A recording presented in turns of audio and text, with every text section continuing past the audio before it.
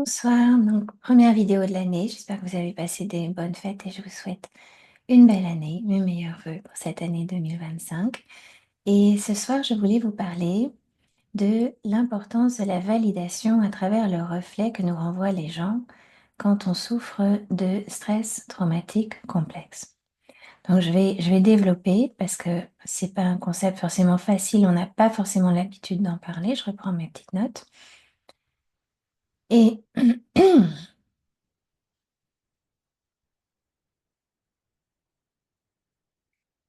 notamment, je pense aux thérapies dans lesquelles on parle et le psy ne dit absolument rien. Il n'y a pas de validation évidente. Et si on a déjà manqué de ça quand on était enfant, la validation, cela peut accentuer le traumatisme. Et c'est souvent totalement inefficace, malheureusement. Et même pendant ce temps, vous payez la piscine de votre psy. Donc, je désigne pas du tout la thérapie. Je pense que c'est très important. Tout le monde n'a pas la possibilité de le faire, mais c'est important. Mais je crois également beaucoup à l'éducation en matière de psychologie. Et c'est pour ça que je fais ces vidéos et j'espère qu'en les écoutant, en les regardant, si vous êtes concerné, vous pouvez y trouver un certain réconfort et une certaine réassurance. Pour celles et ceux qui souffrent d'un traumatisme complexe, ça peut être assez frustrant parce qu'ils peuvent s'entendre dire qu'on pardon, on peut toujours faire une thérapie et c'est bon, mais dans le cas d'un traumatisme complexe, la plupart des thérapies ne fonctionnent pas très bien. Et dans d'autres vidéos, je peux vous expliquer pourquoi. Je vous ai fait une vidéo avec notamment la théorie de Peter Levine qui est très intéressante. Mais je reviendrai dessus et j'expliquerai pourquoi ça marche pas très bien. Parce qu'en France, on est beaucoup, on est très cérébraux. Or, dans le cas des traumatismes, d'une manière générale, il faut vraiment revenir au corps parce que tout se passe dans le système nerveux. Donc, la thérapie, ça ne veut pas dire qu'il ne faut pas en faire, mais il faut vraiment bien choisir un thérapeute qui comprend correctement la problématique du traumatisme complexe et qui peut vous accompagner sur la durée. Et quand je préconise un accompagnement sur la durée, je me base sur le fait que le trauma complexe est souvent un traumatisme d'ordre relationnel. Alors, je ne sais pas si ça se dit en français, mais en anglais, on dit relational trauma. C'est-à-dire que souvent, le traumatisme complexe prend racine dans l'enfance et prend racine à travers les relations ou le manque d'accompagnement.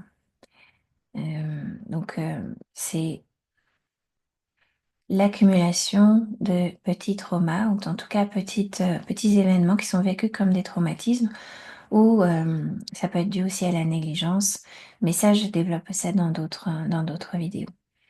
Et en partie, le traumatisme dans sa version complexe vient du fait qu'on s'est retrouvé très seul face à nos peurs, nos interrogations, nos incompréhensions, nos pensées. Or, bénéficier d'un miroir bienveillant permet une communication authentique, une communication fluide, rassurante, aimante, et permet aussi de valider la perception que nous avons de la réalité, valider ce que nous ressentons. Et sans cela, il est très difficile de grandir et d'établir un sentiment d'identité clair. Et ça, c'est très très important quand on grandit, évidemment. Donc, avoir un thérapeute sur le long terme, ça peut venir restaurer en partie cette relation qui a manqué, parce qu'il s'agit d'une relation essentielle, une relation primordiale qui s'intègre en soi-même et qui va s'avérer déterminante dans la vie. Et dans la vie en général, en particulier dans la relation que on entretient à nous-mêmes, ce qui est quand même probablement la relation la plus importante, et les relations qu'on va entretenir avec les autres et avec la vie en général. Donc, un tel accompagnement, ça peut venir réparer en partie donc cette relation primordiale dans laquelle il y a souvent un ressenti d'abandon, voire de trahison de la part du parent qui n'est pas réellement ou qui n'était pas réellement présent pour l'enfant, même si par ailleurs il s'occupe de lui, il lui prodigue un toit, des repas équilibrés, une bonne éducation, en apparence tout va bien. Mais alors, qu'est-ce que ça signifie vraiment d'avoir un miroir, d'être validé, d'être reflété? Ça veut dire regarder quelqu'un, entendre quelqu'un, valider quelqu'un, reconnaître quelqu'un et dire ou signifier très clairement, oui, je peux voir cela comme toi, même si on n'est pas forcément d'accord, mais il y a quand même une réalité émotionnelle partagée dans laquelle vous pouvez commencer à ancrer vos propres sentiments et votre sentiment d'identité. Et lorsqu'on grandit dans des foyers où les parents sont émotionnellement immatures, ou les foyers qui sont brisés par un divorce par exemple, sans dire que à chaque fois qu'il y a un divorce, c'est une catastrophe, c'est pas vrai, mais dans certaines familles, c'est un réel problème. Ou d'autres familles où les parents sont narcissiques, où les frères et sœurs aussi peuvent être narcissiques. Et là, l'enfant est privé de ce reflet nécessaire.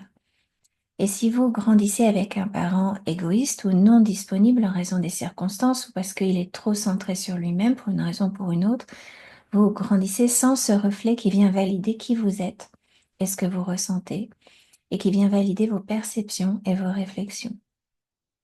C'est vraiment très douloureux parce que ça peut être assez effrayant parce qu'on vit avec une réalité intérieure et on ne la voit pas reflétée à l'extérieur. Donc on grandit avec une identité incertaine. Et si vous avez un parent narcissique, par exemple, et que vous allez le voir pour lui faire part de vos sentiments, de vos inquiétudes, de vos chagrins, il est fort probable que votre parent puisse répondre, ben, c'est rien, en fait. Ben, quand j'avais ton âge, j'ai eu le même problème, j'ai fait ceci, cela, mais une réponse toute faite comme ça qui ne prend pas en compte votre individualité. Ou alors, il peut subtilement vous dénigrer en vous disant, oh, t'es trop sensible, toi, laisse-moi tranquille. Et ils peuvent même dire des choses qui aggravent la situation en vous criant dessus, en vous rejetant. Et ils peuvent vous donner une réponse toute faite, trop rapide, qui n'est absolument pas appropriée à la situation, qui n'est absolument pas adaptée à vous euh, avec votre personnalité propre.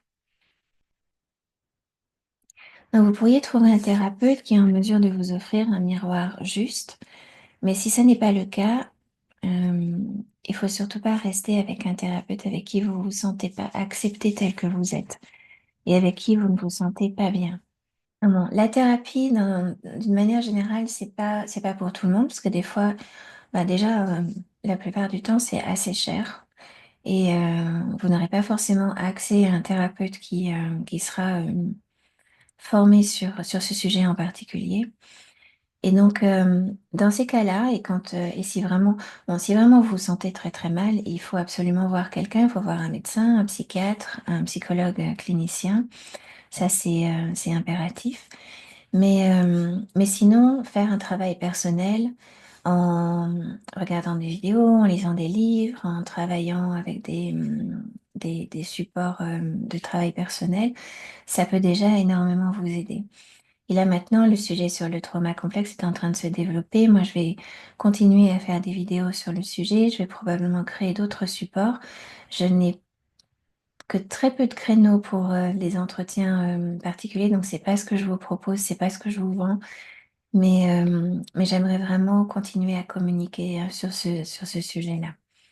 Donc parce que déjà quand on comprend de quoi il s'agit, quand on comprend pourquoi on réagit de la manière dont on réagit, le niveau de stress déjà va descendre de manière considérable. Après, il y a aussi des outils pour réguler le système nerveux au niveau du corps qui sont très efficaces et je partagerai ça avec vous également. Donc pour continuer, votre parent est celui qui est censé être là pour vous refléter, vous et vos sentiments. Et dans certains cas, il n'y a personne pour ça. Parfois, on grandit dans une famille où ben, ce reflet-là n'existe pas. Et dans le pire des cas, il aggrave la situation. Ils aggravent la situation. Les membres de la famille aggravent la situation. Or, le fait d'être seul face à une expérience potentiellement traumatisante, c'est le meilleur moyen de souffrir d'un traumatisme sur le long terme. On peut penser le traumatisme comme le fait de vivre une expérience émotionnellement perturbante et de se sentir seul dans cette expérience. C'est pas la seule façon d'aborder la notion de traumatisme, et j'y reviendrai, mais c'est un élément important. Et certains parents ne peuvent pas refléter ce qui émane de leurs enfants. Certains parents nient les sentiments de leurs enfants. Et alors, deux choses à ce moment-là peuvent se produire. Soit nous accentuons ces sentiments pour obtenir du soutien et de l'aide. Donc, c'est les enfants qui vont suragir, enfin, s'exprimer encore plus fort, voire exagérer la situation, ou en tout cas en faire des tonnes. Ou alors, la deuxième solution, c'est que on s'abandonne complètement, euh, dans le sens où on abandonne notre moi, on abandonne ce qu'on ressent et on s'engourdit. On fait comme si ça n'existait pas. Et dans les deux cas, on ne peut pas grandir de manière authentique parce que soit on est amené à en faire trop, ce qui parfois crée d'autres problèmes et nous enferme dans une position assez négative, ou alors on se ferme à nos ressentis, ce qui n'est pas tellement mieux. Parce que quand on n'est plus en connexion avec ses ressentis, on se ferme à notre authenticité et à au panel complet de nos ressentis, dont certains sont là aussi pour contribuer à notre bonheur. Pour être très schématique, si on bloque la tristesse, il est probable que la joie soit également bloquée. Et en rapport avec ça, je pense par exemple à ces gens qui recherchent des sensations fortes à travers des comportements à risque ou de la consommation d'alcool ou d'autres choses. Et ça peut être à la fois une façon d'anéantir des ressentis qui sont insupportables, qui ne sont pas acceptables, et en même temps une tentative pour se sentir vibrer, pour se sentir vivant. Parce que quand on est coupé de soi-même, on ne peut pas ressentir des émotions suffisamment positives de l'intérieur. Et donc on va les chercher en, en essayant de créer des situations toujours plus génératrices de sensations fortes. Et par ailleurs, sans ce miroir, on peut grandir en doutant beaucoup de soi, parce que personne n'est là pour valider ce dont on parle, ou simplement valider qui on est. Il y a des gens, ils se demandent en fait si leurs parents savent vraiment qui ils sont, ou les connaissent véritablement pour qui ils sont, au fond d'eux. Et peut-être que vous avez des dons, par exemple, mais sans personne pour le reconnaître, vous pouvez penser que ce n'est pas réel, qu'il n'existe pas. Vous n'avez pas conscience. Vous pouvez vous remettre en question. Vous ne pouvez pas savoir, en fait, quels sont vos véritables atouts. Et il est plus difficile, dans ces circonstances, d'avoir confiance en soi. Donc, tout ce qui n'est pas reflété, comme les traits de caractère, les talents, les dons, les sentiments, est placé dans un espace de conscience en retrait. Parce que, en tant qu'enfant, vous ne pouviez pas les faire valider dans votre famille. Et vous deviez alors grandir dans ce qui était reflété. Et malheureusement, ce n'était pas toujours juste. Le reflet n'était pas juste. Particulièrement dans les familles dysfonctionnelles où les rôles sont particulièrement rigides et où il y a beaucoup de projections. Et les miroirs sont des miroirs déformants. Et l'enfant s'identifie naturellement avec le reflet qu'on lui renvoie. Parfois, ce reflet est très loin de la réalité. Et c'est surtout très loin de sa réalité vécue intérieurement. Et malheureusement, il doit faire avec. Il se conforme à l'autorité de la maison, qui n'est peut-être pas en accord avec lui, mais dont il a besoin pour survivre. Et au fil du temps, il y a une empreinte qui se forme et l'enfant se plie à ce qu'il comprend comme étant ce qu'il doit faire pour être aimé et protégé. Parce que pour lui, c'est vraiment sa première préoccupation, c'est une question de survie. Et c'est cette empreinte qui par la suite contribuera, par exemple, à ce que vous attiriez toujours le même type de personne. Ou est-ce que vous choisissez un type de travail qui n'est pas forcément en phase avec qui vous êtes réellement?